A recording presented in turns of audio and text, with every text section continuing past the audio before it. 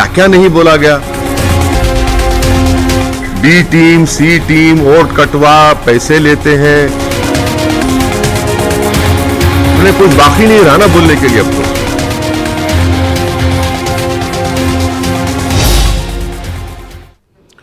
नाज़रीन आदाब, न्यूज़ 18 उर्दू में आपका इस्तकबाल है। मैं हूं मोहम्मद विसाल आजम और आप देख रहे हैं खबर खास। खबर खास में सबसे अहम खबर आज यही है जिस पर हम लोग जिक्र करेंगे, जिस पर हम लोग कुछ बातचीत करेंगे कि बिहार के जो असेंबली इंतखाबात के नताइज आए हैं, अब उन नताइज की कई पहलुओं से उस पर तबसरा हो रहा है और कई तरह की बातें कही जा रही है। कुछ कहा जा रहा है कि अजीम इत्तेहाद की जो शिकस्त हुई है उसकी सबसे बड़ी वजह कहीं ना कहीं कांग्रेस रही, चूंकि कांग्रेस ने जितनी बड़ी तादाद में सीटें ली, यानी 70 सीटों पर लड़कर कांग्रेस ने सिर्फ 19 सीटें हासिल की।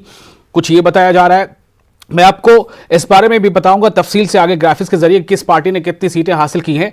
लेकिन सबसे अहम सवाल यह है कि कुल मिलाकर नतीजा यह है कि अजीम इत्तेहाद जो है वो एनडीए के मुकाबले में उसे शिकस्त हुई है। हालांकि बहुत कम सीटों की शिकस्त है, लेकिन बहरहाल शिकस्त तो शिकस्त है, चाहे वो सिर्फ एक वोट से क्यों ना हो। लेकिन सवाल जो इस बात को लेकर उठ रहा है कि एमआईएम ने खेल अपना बनाया या फिर खेल बिगाड़ा अजीम इत्तेहाद का। इस पर भी क्या क्या राय है अलग अलग पार्टियों के लीडरों की और सियासी मुबसरिन की, हम इस पर आज खास तौर से करेंगे गुफ्तगू। कितना हमको नहीं बोला गया, क्या क्या नहीं बोला गया। बी टीम, सी टीम, वोट कटवा, पैसे लेते हैं, उन्हें कुछ बाकी नहीं रहा ना बोलने के लिए अब तो।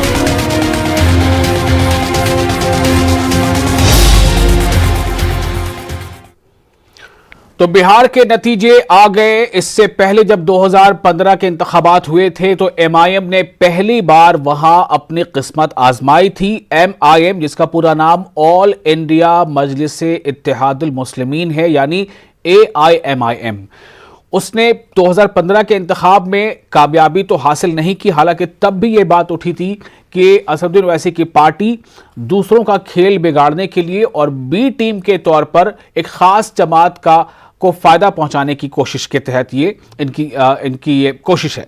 लेकिन अब जो बिहार असेंबली के इंतखाबात के नतीजे आए हैं, सवाल इस बात को भी लेकर उठता है कि अजीम इत्तेहाद और एनडीए, खास तौर से ये दो बड़े इत्तेहाद आमने सामने थे। इन बड़े इत्तेहादों में पिछले बार से इस बार का फर्क यह था कि जेडीयू, पिछली बार आरजेडी और कांग्रेस एक साथ थे, जेडीयू, आरजेडी और कांग्रेस, वाम दल यानी कि लेफ्ट पार्टियां अलग थी। इस बार जेडीयू बीजेपी के साथ थी और आरजेडी के साथ कांग्रेस और जो लेफ्ट पार्टियां हैं वो शामिल थी।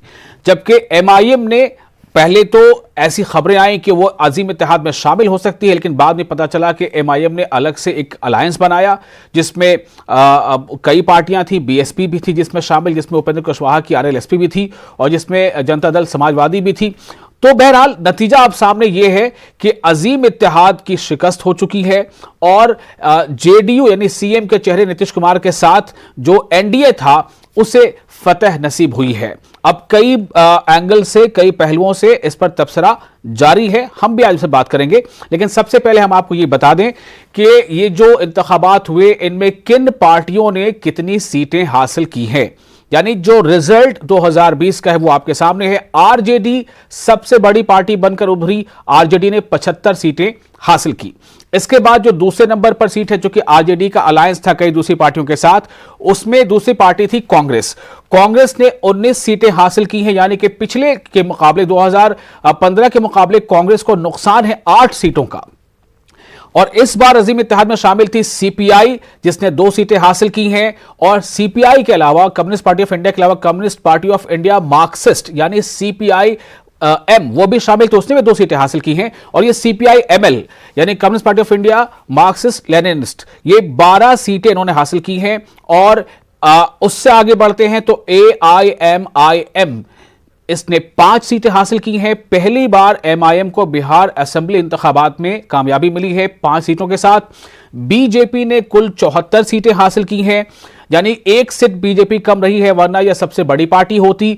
सबसे बड़ी पार्टी का तमगा अभी आरजेडी के पास है। जेडीयू ने 43 सीटें हासिल की हैं। जेडीयू का पर्सनली अगर हम देखें तो बड़ा नुकसान है बिहार असेंबली इंतखाबात 2015 के मुकाबले। अब जो एनडीए का एक फोल्डर था हिंदुस्तानी अवाम मोर्चा, जीतनराम मांझी की पार्टी, उसने 4 सीटें हासिल की हैं। इंतखाबात से ऐन कबल हिंदुस्तानी अवाम मोर्चा जो है वो अजीम इत्तेहाद से अलग होकर एनडीए में शामिल हो गई थी। वीआईपी विकासशील इंसान पार्टी, इसने भी 4 सीटें हासिल की हैं। 11 सीटों पर इसने चुनाव लड़ा था और 4 सीटें हासिल की। ये एनडीए कोटे का है।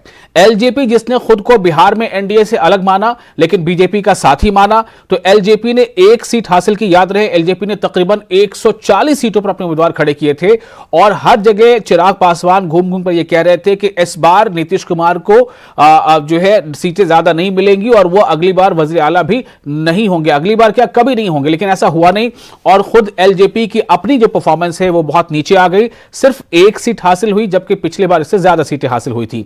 तो सीपीआई, सीपीआईएम और सीपीआईएमएल, इन तीनों पार्टियों को मिलाकर 29 सीटें मिली थी अजीम इत्तेहाद में और इन 29 में से इन्होंने 16 सीटें हासिल की हैं।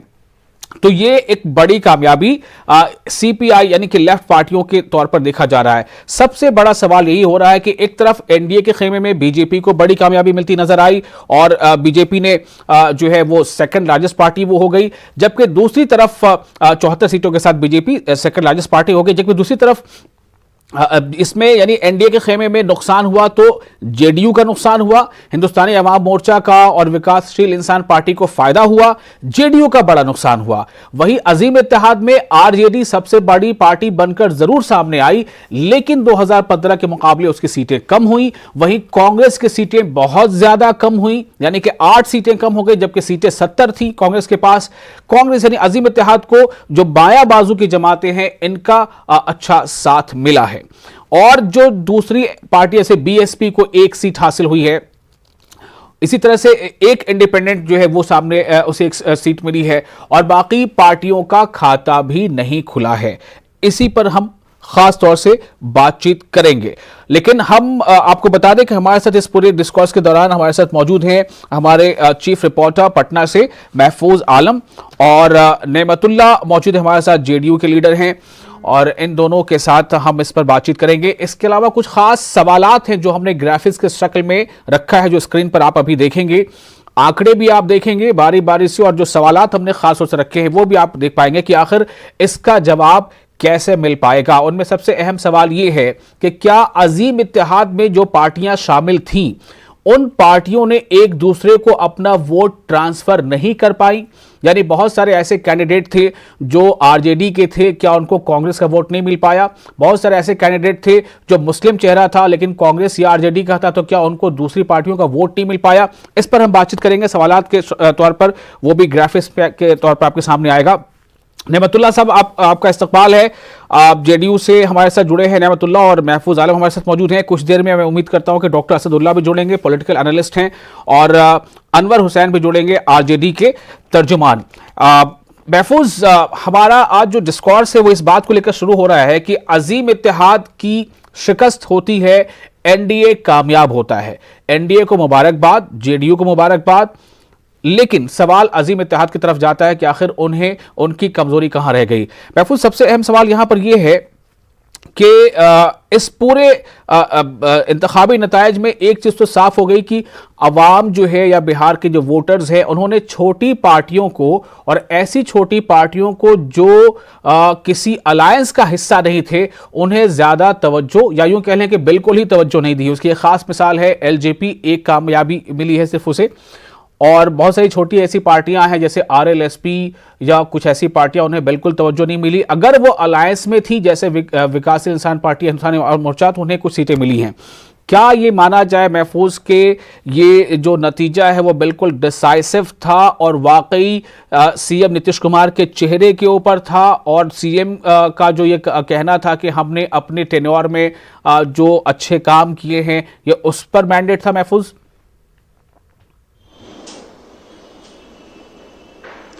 देखिए विशाल, ये कामयाबी जो है एक तरह से कहा जाए तो ये एनडीए की कामयाबी है। अब जो है इस बात को नहीं कहा जा सकता है कि ये नीतीश कुमार के चेहरे पर या नीतीश कुमार के कामों की वजह से एनडीए को वोट मिला है। इसलिए भी कि नीतीश कुमार की जो पार्टी है जेडीयू, इस बार सबसे ज्यादा अगर किसी पार्टी को नुकसान हुआ है तो जेडीयू को हुआ है। करीब 28 सीट जो है जेडीयू ने 28 सीट जो है जेडीयू को कम आया है पिछले असेंबली के मुकाबले। पिछला असेंबली का जो रिजल्ट था उसके मुकाबले 28 सीटें जेडीयू को कम आता है और 43 सीट पर आकर जेडीयू सिमट जाती है। तो ये कहना बिल्कुल गैर मुनासिब नहीं होगा कि जिस तरह नीतीश कुमार ये कह रहे थे कि उन्होंने काफी काम किया है या एनडीए नीतीश कुमार को सामने रखकर इंतखाब लड़ रहा था, तो कहीं न कहीं नीतीश कुमार से लोगों की नाराजगी थी। यही वजह है कि उनकी सीटें कम आई। दूसरी तरफ जो है एलजेपी ने जेडीयू का पूरा खेल बिगाड़ा। करीब 20 सीटों पर एलजेपी सीधे तौर पर जो है जेडीयू के उम्मीदवार को हरा दी और कई ऐसी सीटें हैं जहां पे जेडीयू का वोट काटा। तो ये कह सकते हैं कि एनडीए की ये जीत है। इसको अब नीतीश कुमार के चेहरे पर और नीतीश कुमार के कामों पर अब जीत कहना शायद ये मुनासिब नहीं होगा।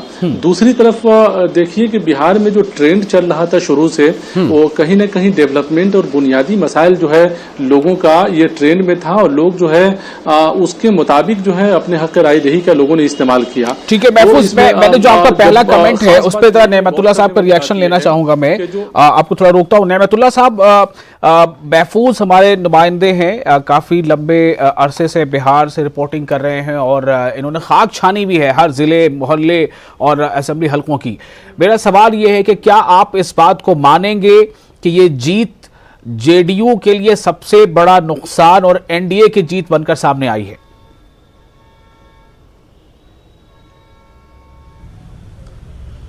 देखिए, जेडीयू तो सही मानों में कम सीट आई है, लेकिन ये एनडीए की जीत है और एनडीए में जदयू और जो बाकी अलायंस पार्टनर है, बीजेपी हुआ, हम हुआ, वीआईपी हुआ, तो इन लोगों की भी जीत जो हुई है वो विकास ही पर हुई है। जो विकास हुआ है 15 साल में नीतीश कुमार के टेन्योर में, तो वो हर आम आवाम ये इसको महसूस किया है कि पिछले जो 15 साल में नहीं कुछ हुआ था, इस 15 साल में जो गांव में देहात में सड़कें बनी, बिजली बना, पानी मिला और जो स्कूल में ड्रॉप आउट होता था वो ड्रॉप आउट कम किया, बच्चियों को पोशाक मिला, बच्चियां जो नहीं जाती थी उनके लिए काम आया और ग्रोथ रेट भी बढ़ा है। इसमें पहले था आपका 37% ग्रोथ रेट वो बढ़ा है। लेकिन नेमतुल्लाह साहब, क्या मैं इस बात को मैं समझ नहीं पा रहा हूं कि जिसकी आप तारीफें कर रहे हैं, जिस चेहरे को लेकर ये बातें हो रही हैं कि फला शख्स ने यानी नीतीश कुमार ने इतने काम किए हैं, उनके वजारत में उनके वजीर आला रहते हुए इतने काम हुए हैं, फिर उन्हीं नीतीश कुमार की पार्टी को लोगों ने इतना पीछे लाकर खड़ा कर दिया। इसकी क्या वजह समझ में नहीं आ रही है? आवाम को तो यही मौका मिलता है ना कि आपने अच्छा काम किया है तो आपको हम रिवार्ड दें अपने वोट की शक्ल में। देखिए, अब तो आप देखते ही हैं कि कुछ अब लोजपा इसके पीछे पड़ गया। नीतीश कुमार के अपने तो बंगला जला ही दिए, लेकिन कुछ हम लोग को नुकसान कर बैठे, इसलिए वोट कटवा के रूप में साबित हुए। लोग ऊपर से शीर्ष नेता बीजेपी के कहते रहेंगे कि नीतीश कुमार के चेहरे पर नीतीश कुमार ही को आगे रख के, चाहे हमारी पार्टी के संख्या भी कम हो, उसके बावजूद भी नीतीश कुमार ही को हम लोग मुख्यमंत्री मानते हैं। इसलिए नीतीश कुमार के टेन्यूर में जिस तरह से विकास हुआ है, शराबबंदी हुई है, डोमेस्टिक वायलेंस जो कम हुआ है, तो इस तरह से सारे आम आवाम जो महसूस किया है एक रिलीफ, तो इसलिए वो एनडीए के शक्ल में वोट लोगों ने दिया। जदयू और बीजेपी कोई अलग अलग नहीं रहा, वो एक ज्वाइंट होके ज्वाइंट एफर्ट्स इन लोग का था, इसलिए वो ये रिजल्ट हुआ। उसमें प्रधानमंत्री का भी सहयोग रहा, उनका भी मदद रहा और उनके कैंपेन का भी असर हुआ, तो वो सब मिला जुला के तब ये जो एनडीए को बहुमत प्राप्त हुआ, कंफर्टेबल मेजोरिटी आई से जो आंकड़ा है, विधायी आंकड़ा, उसको पार कर सका। ठीक है, महफूज मैं आपके पास आ रहा हूं एक बार। नेमतुल्ला साहब थोड़ा रोकूंगा आपको। महफूज, एक नैरेटिव इस तरह का चल रहा है, कुछ सियासी पार्टियां तो नैरेटिव देती ही हैं और खुद कई शोबों से बात आ रही है कि एमआईएम ने पहली बार कामयाबी हासिल जरूर की 5 सीटों पर, लेकिन एमआईएम ने अपना खेल बनाते बनाते अजीम इत्तेहाद का खेल बिगाड़ दिया। महफूज, आप इसे कैसे देखते हैं? देखिए, लोगों की जानिब से जो है ये बात कही जा रही है, खासतौर से सियासी पार्टियों की लीडरों की जानिब से, कि एमआईएम ने कई सीटों पर खेल बिगाड़ा। अगर इसको देखा जाए तो एमआईएम जो है 19 सीटों पर अपना उम्मीदवार खड़ा की थी। शुरू में कहा गया था कि 50 सीटों पर एमआईएम उम्मीदवार उतारेगी, लेकिन 19 सीटों पर एमआईएम के उम्मीदवार जो है इंतखाबी मैदान में थे, जिसमें 5 सीटों पर एमआईएम ने कामयाबी हासिल की है। तो अगर एमआईएम ने खेल बिगाड़ा भी तो काफ़ी कम सीटों पर एमआईएम अगर बिगाड़ने की बात कही जा रही है तो काफ़ी कम ऐसी सीटें हैं। अब 19 सीट से 5 सीट में तो एमआईएम ने कामयाबी हासिल कर ली, और उसके बाद जो बची हुई सीट है उसमें कह सकते हैं कि एमआईएम ने खेल बिगाड़ा। लेकिन ये बिल्कुल वाज़ेह है कि जहां 243 सीटें हैं वहां पूरे बिहार में ये बात कहना कि एमआईएम ने अजीम इत्तेहाद का खेल बिगाड़ा, शायद ये मुनासिब नहीं है। अजीम इत्तेहाद के साथ जो मसला खड़ा रहा है, जो वो सामने है कि कांग्रेस पार्टी को अजीम इत्तेहाद ने बहुत ज्यादा सीट दिया था, 70 सीट दिया था, और कांग्रेस पार्टी में जो उम्मीदवार मैदान में थे उसमें कई जगहों पर उन उम्मीदवार को इलाके के लोग ही नहीं जानते थे। तो जाहिर है कि उनको फाइट में आना और उनको जो है टक्कर दे पाना काफी मुश्किल था। ऐसे में अगर उम्मीदवार बेहतर होते तो कांग्रेस पार्टी भी जो है काफी मुकाबला दे सकती थी। तो ये जानकार जो बिहार में है, जानकारों का कहना है, और खुद जो है आरजेडी ने इस बात को एक्सेप्ट किया है कि कांग्रेस पार्टी को जिस हिसाब से टिकट मिला उस हिसाब से कांग्रेस पार्टी ने मेहनत नहीं किया। बिल्कुल, कांग्रेस का जो आंकड़ा हम दिखा पा रहे हैं स्क्रीन पर भी कि कांग्रेस ने 19 सीटें हासिल की हैं 70 सीटों पर इंतखाब लड़ने के बाद। 70 पे कांग्रेस इंतखाब लड़ती है, 19 कामयाबी मिलती है, यानी कि 51 सीटें। और अगर कहीं से अगर ये बात उठती है कि एमआईएम की वजह से कांग्रेस की हार हुई है, तो एमआईएम ने सिर्फ 20 सीटों पर चुनाव लड़ा है, और पूरे 20 सीटों का जो डेटा है हमारे पास मौजूद है। मैं बता सकता हूं कि 20 सीटों पर एमआईएम अगर जहां जीती है तो उसे हराया किसे है। 20 सीटों पर चुनाव लड़ी एमआईएम और 70 सीटों पर कांग्रेस। तो कांग्रेस ने सिर्फ 19 सीटें हासिल की, जबकि पिछली बार कांग्रेस ने 27 सीटें हासिल की थी। मैं नेमतुल्ला साहब और हमारे साथ जुड़ चुके हैं, मुझे लगता है अनवर हुसैन साहब आरजेडी से, उनको भी आपको जरा मैं बताना चाहता हूं। देखिए, जो पहली सीट कांग्रेस जो एमआईएम की सीटें हैं, जैसे बहादुरगंज में एमआईएम जीतती है 47,235 वोट लाकर जीत हासिल करती है। अब आप सोचिए बहादुरगंज में हारा कौन, यानी कि सेकंड नंबर पे कौन रहा? वीआईपी रही। तो ये वीआईपी एनडीए का एक कैंडिडेट, एनडीए की एक पार्टी। तो यहां पर एमआईएम ने एनडीए यानी वीआईपी को हराया और कांग्रेस यहां पर तीसरे नंबर पर है। उसके बाद आ जाइए अमौर में एमआईएम जो है वो 71,000 वोटों के साथ पहले नंबर पर है। दूसरे नंबर पर कौन थी? कांग्रेस थी? नहीं, दूसरे नंबर पर जेडीयू, यानी यहां पर अमौर में एमआईएम ने जेडीयू को शिकस्त दी। कांग्रेस तीसरे नंबर पर है। उसके बाद देखिए बायसी में एमआईएम जो है 67,370 वोट लाती है। दूसरे नंबर पर कौन है? बायसी एमआईएम ने जीत लिया। दूसरे नंबर पर है बीजेपी 51,000 वोटों के साथ, मतलब के, और तीसरे नंबर पर आरजेडी है। तो इससे साफ पता चल रहा है कि इस सीट पर एमआईएम ने बीजेपी के कैंडिडेट को शिकस्त दिया है, ना कि आरजेडी कैंडिडेट को। अब आइए एमआईएम की सीट जोकीहाट में एमआईएम 59,523 सीट लाती है और एमआईएम दूसरे नंबर पर। यहां पर ऐसा आप कह सकते हैं कि आरजेडी के कैंडिडेट था 51,980 वोटों के साथ, लेकिन तीसरे नंबर पर यहां पर 48,892 वोटों के साथ बीजेपी है।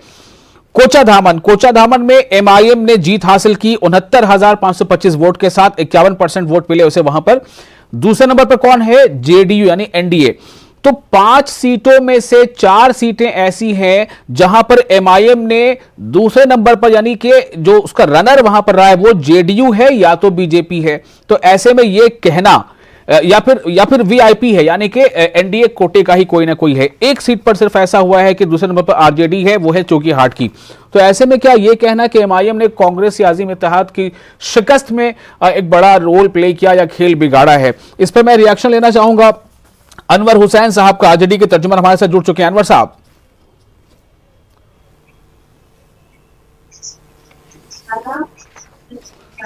अनवर साहब को मेरी आवाज मिल पा रही है?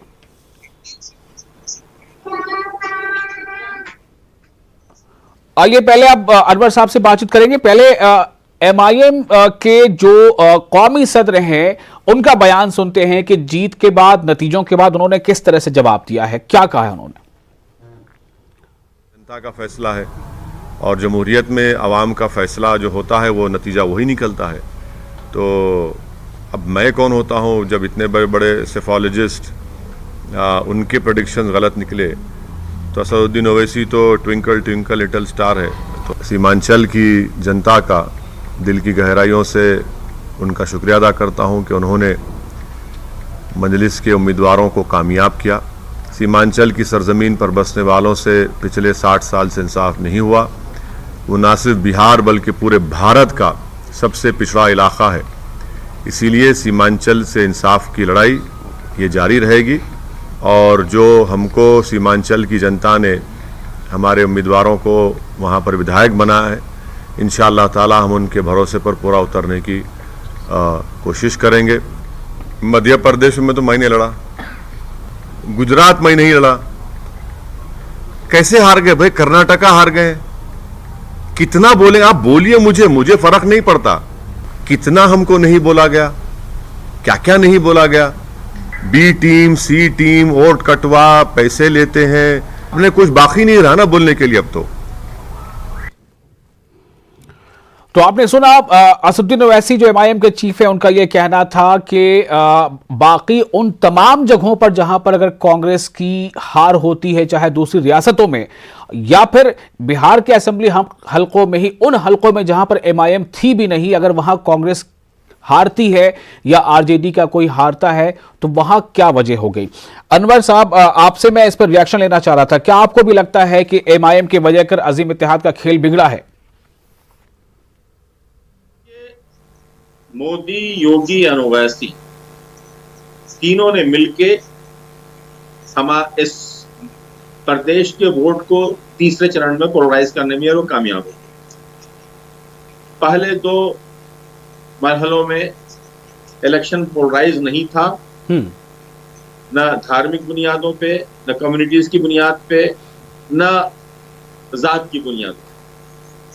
लेकिन इन तीनों ने तीसरे चरण से पहले ऐसी आवाजें निकाली जिसकी वजह से इलेक्शन पोलराइज हो गया। ओवैसी साहब ने मुसलमानों को ये गिफ्ट जरूर दिया है 5 मेंबरों का, लेकिन उसकी वजह से सेकुलर फ्रंट को 25 सीटों कम से कम नुकसान हुआ। लेकिन मुझे आप इस सवाल का जवाब देंगे अनवर हुसैन साहब कि मिथिलांचल में अगर अब्दुल बारी सिद्दीकी हार जाते हैं तो इसका जिम्मेदार कौन है? मिथिलांचल में अगर मशकूर उस्मानी हार जाते हैं तो इसका जिम्मेदार कौन है? क्या वहां भी ओवैसी थे? भाई जब इलेक्शन जब पोलराइज होना शुरू होता है किसी की वजह से भी, मैं कह रहा हूं ओवैसी, मोदी एंड योगी, इन तीनों ने मिलकर जब 2 चरणों में देख लिया कि इलेक्शन के हाथों से निकल रहा है, तो दूसरे चरण के एंड से इन्होंने इलेक्शन को टोटल पोलराइज किया। ऐसे नारे दिए जिससे इलेक्शन पोलराइज होकर रह गया और उसके अंदर हमारे क्या नाम है अब्दुल बारी सिद्दीकी जैसे लोग भी बह गए। तो मतलब ये कहना चाहते हैं आप कि आरजेडी का अगर आरजेडी कहती है कि खास जमात, एक खास कम्युनिटी हमारा बहुत क्लोज है, हमारा उस पर इन्हिसार है उस ब्लॉक पे, तो ये बेकार है, इसको छोड़ दिया जाए, भूल जाए इसे। ये हालात क्या पहले भी थे आरजेडी के साथ? एक चीज हमें याद रखना चाहिए, और ये चीज मैं बहैसियत आरजेडी के प्रवक्ता के तौर पे नहीं कर रहा हूं, मैं बहैसियत ऐसे अनवर हुसैन कह रहा हूं, बहैसियत फॉर्मर प्रेसिडेंट एमी सुफूनियन कह रहा हूं। मेरी बात मुकम्मल होने दीजिए प्लीज। कि इस वक्त जो हिंदुस्तान में लड़ाई चल रही है वो उदारवादी हिंदुओं और कट्टरवादी हिंदुओं के बीच में चल रही है। और उदारवादी हिंदू जो है न पिछड़ों तक सीमित है न अगड़ों तक सीमित है। ये आवाजें मुख्तलिफ जातियों से उनके यहाँ से उभर रही हैं।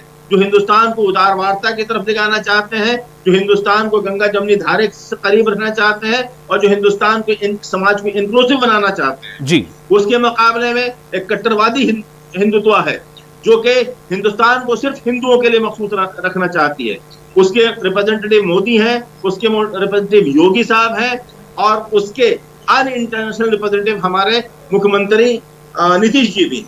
नीतीश जी ने ठीक है दंगे के जहां तक मामला है, दंगे के मामले में नीतीश जी ने लॉ एंड ऑर्डर के जरिए दंगों को काफी कंट्रोल में रखा, लेकिन वो उस सोच को जो हिंदुत्व की सोच है उसको वो कन्फ्रंट नहीं कर पाए, आइडियोलॉजिकल बुनियादों उसको कन्फ्रंट नहीं कर पाए। नेमतुल्लाह साहब, आपका तुरंत रिएक्शन इससे चाहूंगा, छोटा सा, क्या आप मानेंगे इस बात को?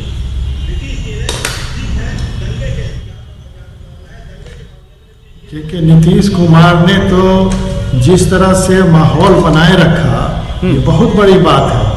और ये भागलपुर में आज भी कांग्रेस बैकफुट पर जो चल रही है वो भागलपुर की देन है जो दंगा है। और सारे इनके रिजीम में सारे दंगाइयों का केस बंद कर दिया गया था, उसको नीतीश कुमार ने रीओपन करके उस दंगाइयों को सबके पास कहने को एक एग्जाम्पल होता है। 15 साल की हुकूमत भी अगर होगी तो एक एग्जाम्पल होगा आज से 8 साल 10 साल 20 साल पहले का। ये भी एक फैक्ट है जो एनसीआरबी का डेटा है। मैं आपको बता रहा हूं कि जब से नीतीश कुमार ने पाला बदलकर आरजेडी का साथ छोड़कर और इधर गए थे, उसके बाद जो कम्युनल क्लैशेस होते हैं उसकी तादाद बढ़ गई थी। ये एनसीआरबी का डेटा है। ये अलग बात है जो अनवर साहब कह रहे हैं बाद में कि इन चीज को उन्होंने फैलने नहीं दिया, मानता हूं ये उनकी कामयाबी है। असद साहब, आप ताखिर से जुड़े हमारे साथ, मैं आपसे यही जानना चाहूंगा कि एक नैरेटिव है कि बिहार में जो अजीम इत्तेहाद की शिकस्त हुई है इसकी कई वजहों में से एक बड़ी वजह एमआईएम फैक्टर भी है। क्या आप इस पर अपनी बात रखेंगे? क्या कहेंगे आप इसे शॉर्ट? जी मैं इसकी ये कह सकता हूं कि देखिए, आपने कहा कि एमआईएम बस सीमांचल की तरफ चुनाव लड़ी और कम सीटों पे लड़ी और 5 सीट जीत करके वो आई। तो देखिए, ऐसा नहीं होता है। जब वो पार्टी लड़ रही है तो पूरे स्टेट में उसका माहौल बनता है। और अनवर साहब ये बात अभी कह रहे थे तो उसकी बात से मैं थोड़ा सहमत हूं। उस बात को भी मैं मानता हूं कि उसका इफेक्ट जो पूरे स्टेट पे पड़ता है। और ये सच बात है कि आप रिजल्ट निकाल के देखिएगा तो फर्स्ट फेज में जो रिजल्ट हुआ है तो उसमें अच्छे खासे माइनॉरिटी के कैंडिडेट आरजेडी की तरफ से भी जीत करके आए, आप देखिएगा। लेकिन सेकंड फेज और थर्ड फेज में जो माइनॉरिटी के कैंडिडेट उस तरफ से जो जीत करके आते थे, अब्दुल बारी सिद्दीकी वगैरह जो है, जाले क्यूटी, ये सब जो सीट्स हैं, लेकिन इसका एक दूसरा पहलू भी है जो अनवर साहब ने बताया कि उदारवादी और लिबरल या फिर जो कट्टर, बहरहाल इस पर बात हमारे पास करने के लिए वक्त नहीं बचा। मेहमान हमारे कुछ हमारे साथ ताखिर से जुड़ पाए। बहुत शुक्रिया आप तमाम लोगों का फिर भी इस बातचीत में शामिल होने के लिए। मुझे दीजिए इजाजत, आदाब।